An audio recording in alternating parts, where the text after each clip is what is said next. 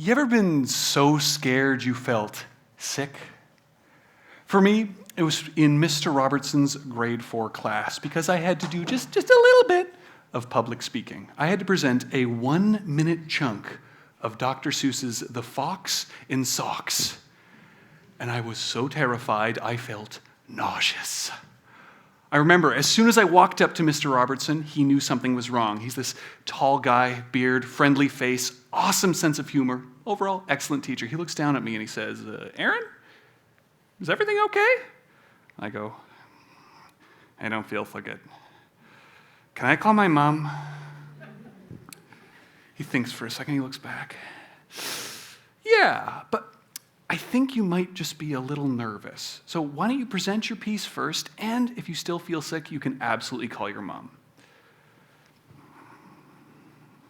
Okay.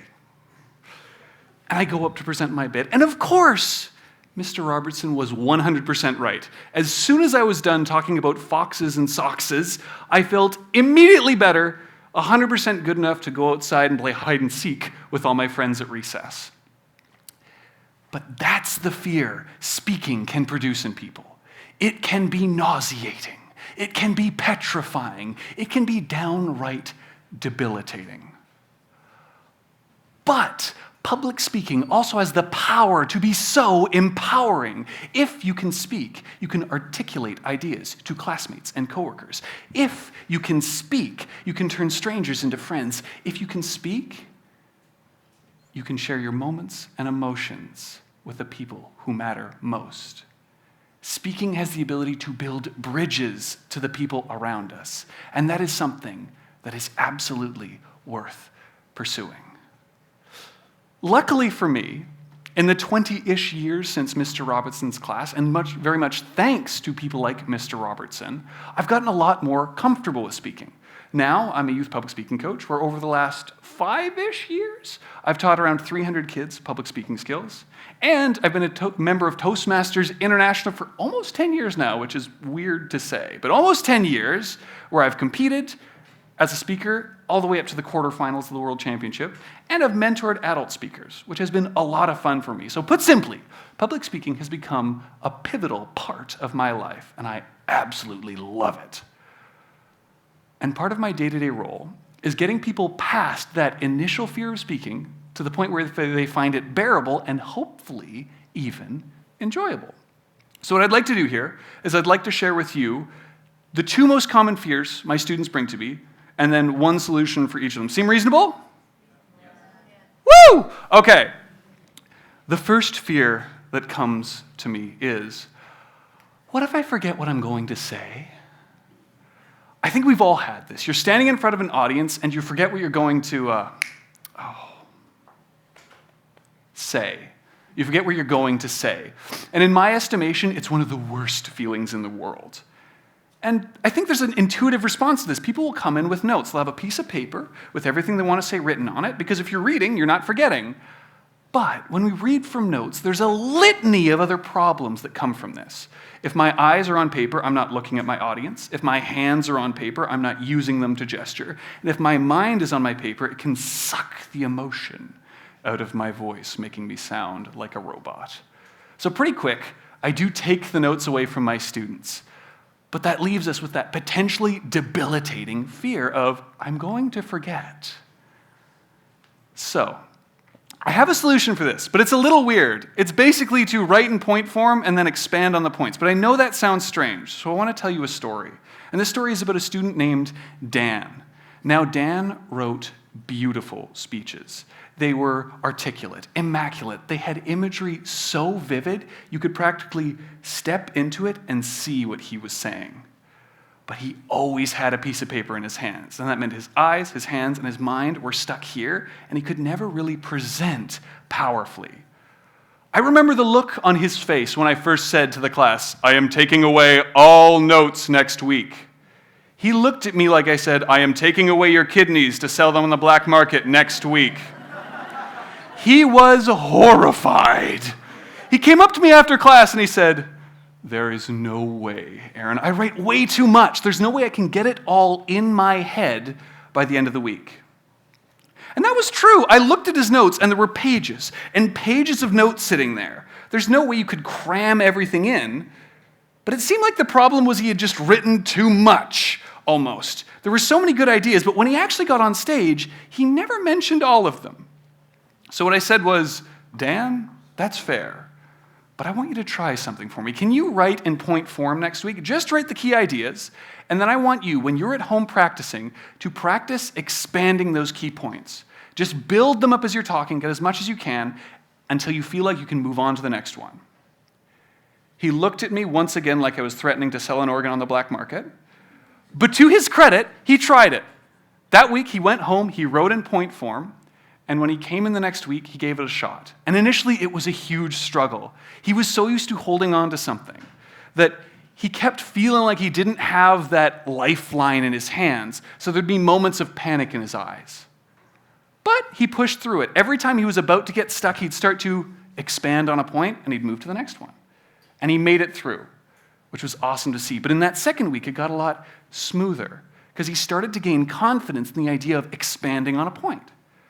But finally, in the third and fourth week, he finally got to the point where he was presenting in that articulate, immaculate, with imagery so vivid I could step in it style that I knew Dan had. But not only that, the notes were on the table. His eyes were on his audience. His hands were in motion. His voice had emotion in it. But most importantly, the fear stayed at the table too, because he realized if he forgot something, he could just expand. I've come to call this practicing flexibility. The idea that you write in point form and then practice expanding those points in your practice session so you can move on to the next thing. Initially, it's tough, but if you do forget what you're going to say, it's not some apocalypse in your speech. It's all part of the plan. You know to just expand a little bit and move on to the next idea like you've practiced. Okay, to summarize so far, the first fear is solved by practicing flexibility. Write in point form and expand so you never feel like you'll forget ever again. The second fear. Ready? I guess not. Nobody said anything. Okay, I'm doing it anyway. The second fear. What I have to say doesn't matter. People won't care. This is a really heartbreaking fear for me because so many speakers come into my class and I say, just tell me a story from your week. Tell me something that happened in your week.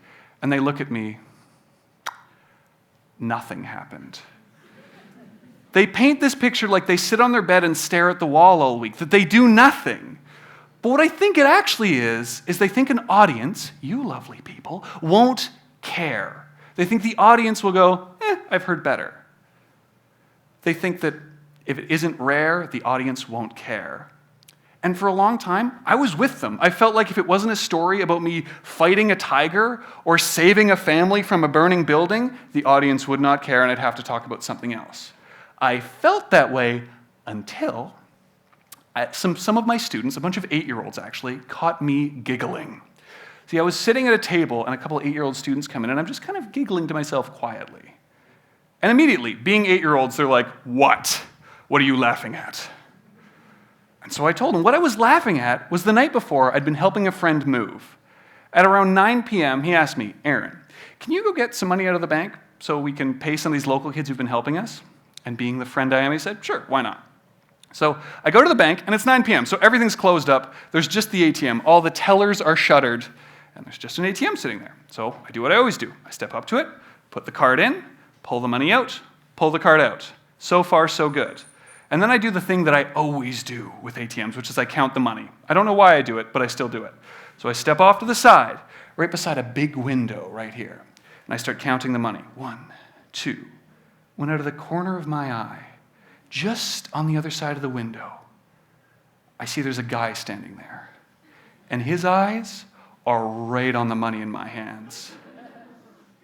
You're laughing now. In that moment, instant kick of adrenaline. My heart and my mind goes in slow motion. There's one exit right there. And I am not very fast. I know I gotta fight my way out of this, so I make myself bigger. And I turn to face the threat. and come face to face with my own stupid face staring back at me. It was my own reflection in the glass! Ah! I have never felt so dumb. The good news is I understood why people cross the street at night when they see me, because apparently this is freaky. Nonetheless, that is, I hope, a fairly common story in the sense of I think we've all scared ourselves once or twice. Hopefully we can all admit that, or it's just me, sorry. But I think we all scare ourselves every once in a while by doing something stupid. Maybe we're holding our phone and we go, I don't know where my phone is. Oh. I think we've all been there. So this was a very common story. It wasn't rare in the slightest, but despite that, my students ate it up. They loved it. They sat there and laughed. The image of their teacher looking at a window and scaring himself half to death with his own face was endlessly entertaining to them, which was endlessly interesting to me. Because despite this being a small, day-to-day story, it worked. And I think we all have things like that. We all have moments where we do something stupid. We all have moments where we see our family do something weird. And we all have moments where we see strangers be strange, for lack of a better word. And they are endlessly effective and extremely entertaining. And they're the perfect ammunition for a speech. So what I started to do after that was I started to collect these small stories. Anytime someone or something made me or another person laugh, I would note it down in my phone. In point form, of course, as we already learned, I'd write it down on my phone, and I'd keep track of it. Now, as a note, it doesn't inherently have to be funny to work as a story. I just find laughter is very noticeable. If something makes me laugh, it's easy for me to go, ooh, laughter. I noticed that. I'm going to write this down. And then I can scroll through my phone and have a limitless supply of stories, because things like that, things that make me laugh, happen for me on the daily, but I'm guessing for most people at least once a week. You will find a story that you can write in your phone and use for later. The added bonus of this, not only will you have speeches always, but you will also have stuff for conversations. If there's ever an awkward silence, fill it with a funny story. So that's the solution to the second fear. I'll recap. The solution to the first fear, practice flexibility, write in point form and expand. And the solution to the second fear, collect and share small stories, so you never fear having nothing to say again. Using these two small tricks, I've seen so many speakers, young and old, overcome that first hurdle in speaking. Actually getting on stage and speaking. Because that's the key to getting better at almost anything, but especially public speaking. Doing it. Actually talking. Because there's no shortcut that skips practice. But hopefully these two little things will make it easier. Speaking has the potential to do some beautiful things for us. When you can speak, you can share your thoughts, share your character, share the moments and things that matter. I've found it's led me to some amazing stuff. Just last September, I had the honor and the pleasure of officiating a friend's wedding. Something young me would have found impossibly, nauseatingly scary. But because I was able to overcome those fears, thanks to people like Mr. Robertson, thanks to these two small skills, thanks to many things, I was able to share, not only see two friends get married, but be the one to marry them to each other, which is something I will treasure for a very long time.